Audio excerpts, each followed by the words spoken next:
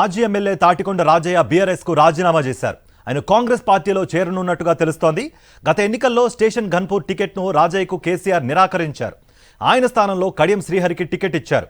దీంతో అప్పటి నుంచే ఆయన తీవ్ర అసహనంతో ఉన్నారు. తన అనుచరులతో చర్చించిన తర్వాత పార్టీకి గుడ్ బై చెప్పారు.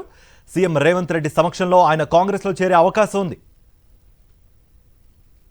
తెలంగాణ రాష్ట్ర సాధన కోసం అధికార కాంగ్రెస్ పార్టీ ఎమ్మెల్యే పదవులు పెట్టించినప్పుడు సచివాలయ ఎమ్మెల్యే టికెట్ నాకే ఇవ్వాలి.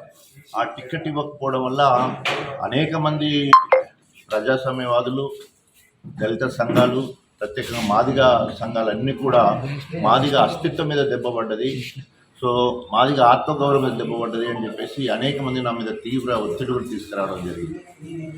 ఆ సందర్భంగా నిజంగా ఈరోజు మాదిగ సామాజిక వర్గానికి నేను క్షమాపణలు కూడా చెప్పుకుంటున్నా. ఎందుకంటే ఆనాడు తెలంగాణ రాష్ట్ర సాధన కోసం రాజీనామా చేసినప్పుడు అదే సామాజిక వర్గం నన్ను గొప్పగా ఎత్తుకున్నది. సో అదేవిధంగా ఎప్పుడైతే నా వ్యక్తిత్వం మీద లేదా